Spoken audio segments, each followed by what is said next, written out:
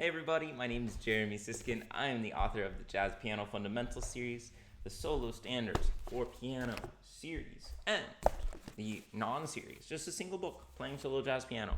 Pop on over to jeremysiskin.com, grab some books. Today's subject isn't going to involve much playing, so I thought I would do some playing to underscore this opening monologue. So today's subject is pianistic gestures, different ways to play the piano that we have names for and that we commonly talk about in the piano world.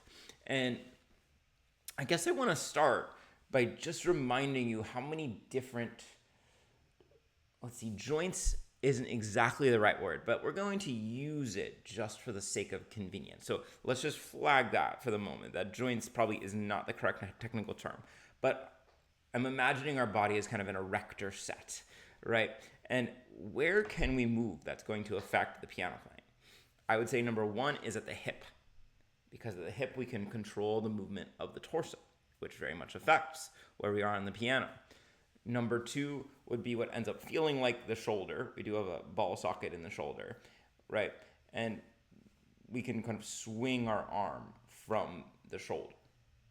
We could make it go out. We could make it come across our body from that joint. Then we have the elbow, right? We're going to talk about the elbow quite a bit. And the elbow is such a great three-dimensional muscle. Not a muscle. It's such a great three-dimensional part of the body that can go up, down, side to side, forward, back, right? Really powerful to draw the shape of the music from the elbow. Then we have the wrist, which is very nice and flexible, and it also has a side-to-side capacity. And then, of course, we actually have the knuckles of the fingers, which I don't move that much, just a very little bit. And technically we have a few different knuckles, but we probably can't control them each totally individually. So think about all the different combinations of those different points of intersection that can create movement. It's why piano playing is so far from simple, because there's so many different ways to move. There is a great book which is called What Every Pianist Should Know About the Body. I highly recommend reading it, and it talks a lot about injury. And one of the things that I've always remembered that it says about injury is that pianists who get injured tend to move the same way repetitively, consistently. Excuse me. Playing a note like this again and again, right? And the human body, like any piece of machinery, is going to wear down if you're just doing the same thing exactly again and again. So whereas pianists who do get injured do the same thing again and again, pianists who don't get injured are constantly kind of remixing those combinations of those different parts of the body, the different ways that we can fold and bend and move.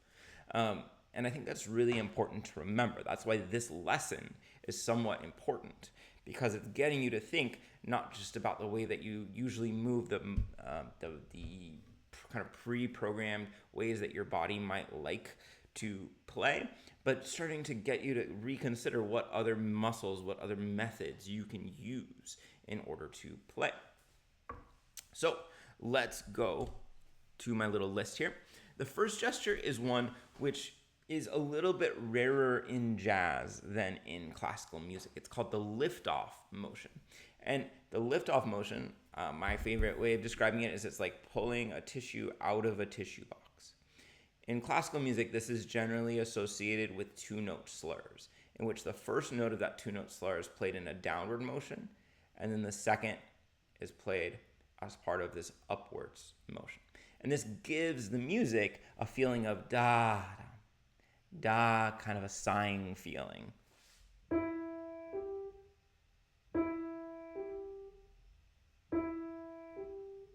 I'm pressing into the key. Pressing might not be exactly the right word, but I'm putting some weight into the key on the lower key.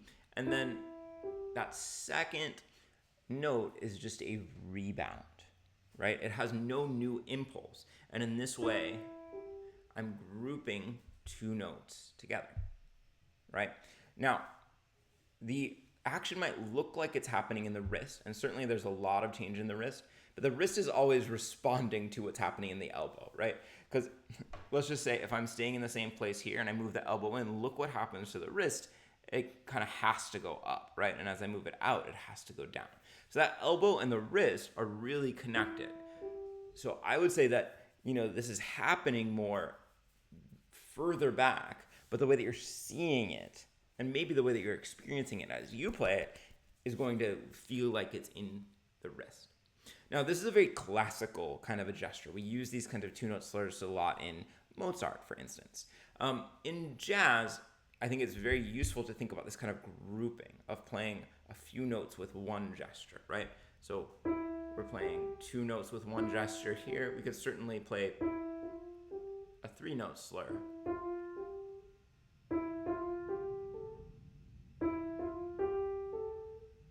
And in jazz, we might use this kind of articulation, this kind of motion for ballads and bossa nova. So if I'm playing,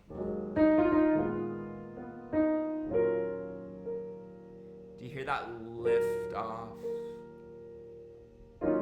on those last two notes?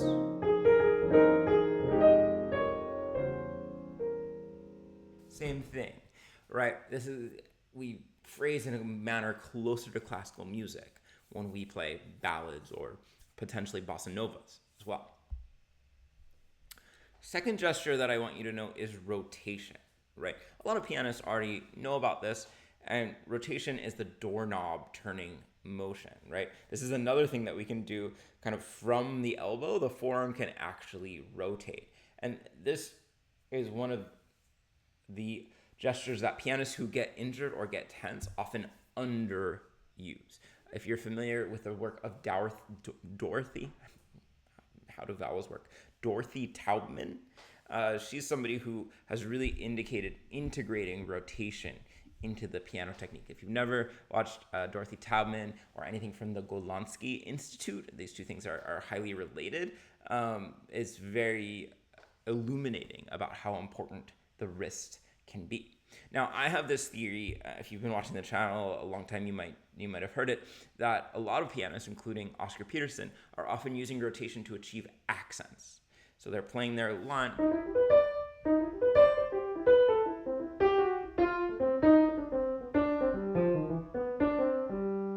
And one of the reasons I believe this is I hear that so many accents are in the pinky. And it's easiest to rotate into the pinky end of the thumb because they're on the ends of the hand. Now, there's a musical reason too, right? We like to emphasize the top points of a line, but I like to think that these two things are related.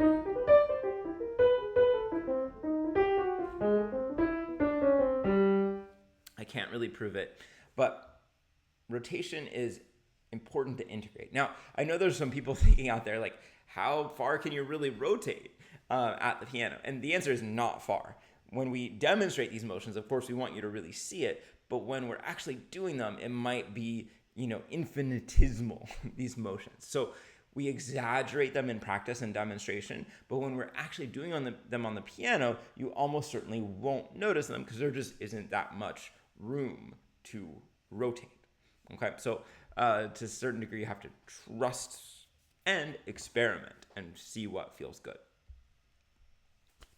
Next is flexion and extension. And I think these are related to pronation. I forget the other term. So flexion, these refer to bending the elbow, basically bringing the wrist closer to, let's say, the shoulder. Okay, so flexion is here and extension is here. And now there's so many ways that this can influence piano playing. I like to think of, so first of all, I like to do this when I'm staying in the same place or playing a phrase. Drawing this kind of shape with the elbow, constantly flexing and extending the elbow, to me is important to maintain looseness, right? The opposite of tightness, and to get this kind of musical color that's more vocal and speech-like rather than exercise sounding. So even whenever I'm playing a melody, I'm kind of constantly changing the distance between my hand and my body. On a very basic level, you can also play a note using flexion and extension. In flexion, you'll be at the piano. I know this isn't the best angle, and I'm going to play the note by drawing my arm in and grazing my finger across the key. So I'm taking this and I'm not moving my finger at all.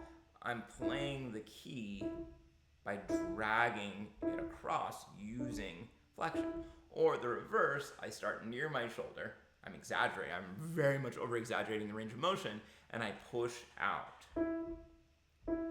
And I'm playing away from myself, right? I should have another camera motion, but then I'd have to dress nicer because you could actually kind of see my whole outfit. So, this is a beautiful thing to do for chords because you don't really want to move your individual fingers when you're playing chords, right? So I can play a chord by drawing my hands closer to my body or by pushing them away. And you could imagine how these things could work together. It'll be the most efficient if you alternate between flexion and extension. I much more am drawing towards my body when I play, but I think there's room for both. Okay, a knocking, or I've heard it referred to as a forearm staccato, is a technique. I think a woodpecker is a really great analogy here, in which you're creating a staccato using your forearm.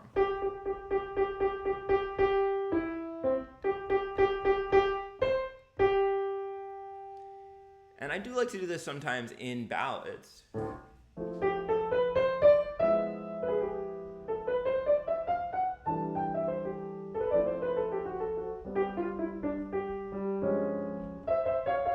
This is a very Thelonious Monk technique if we're thinking about jazz pianists.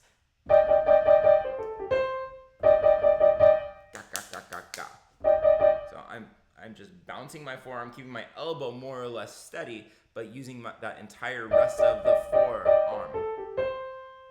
We can also create a staccato that's very similar, but I think gets a worse sound from our wrist. To me, it's very hard to not get a really slappy sound if we do that staccato from our wrist, so I prefer to do it from the full forearm.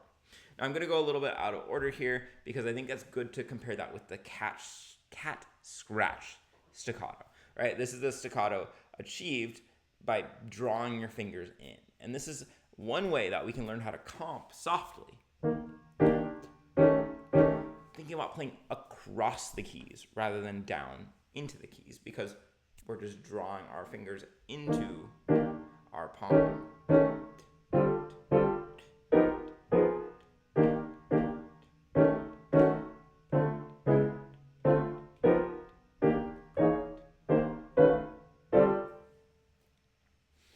So you can hear I'm getting that really nice, short, crisp sound, and it's at a very reasonable middle dynamic. Now the push-off is this jazz-specific articulation. I've covered this on the channel before, and it's kind of the opposite of the two-note slur, right? So the two-note slur is A, elegant, B, weight on the first note, no weight on the second note. With the push-off gesture, what we're going to get is not so elegant, more percussive, and we're going to be putting the weight on the second of two. And this could be, I'm going to demonstrate on the same chord, but it could also be 2, 3. Could be for two different chords. So when we do the push off, we're going to hold down a chord instead of just letting the key come all the way up after we play it. We're going to keep that key down and slowly, infinitesimally, I've used that word twice now, let it up But before it comes back to its resting place, we're going to snap back.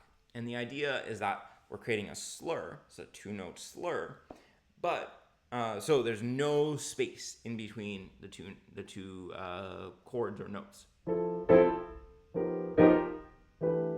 I'm pressing it down, not letting the key come all the way back up, and then snapping back. And my snap back is like this. I'm not doing that range of motion, of course, but it's an out with the elbow. And it doesn't have to be for chords. For example, the melody of C Jam Blues.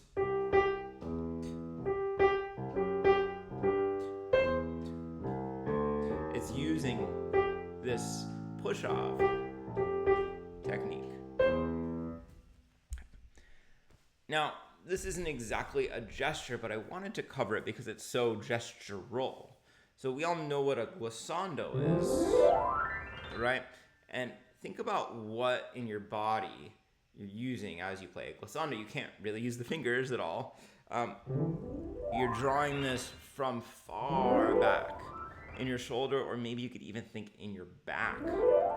You're using that to move your arm. And this gesture, this glissando gesture, is what we're going to use if we play an arpeggio of any kind, right? Just like I play that, watch my body should look basically gesturally the same, but now I'm finding different places to put my fingers, right? And the fingers are doing a little bit of moving as we go through. So the glissando is a kind of this arm gesture that can be used as a rubric or a I shouldn't have tried to think of a synonym, a outline for how we want to play scales and arpeggios, right? Same thing with a scale.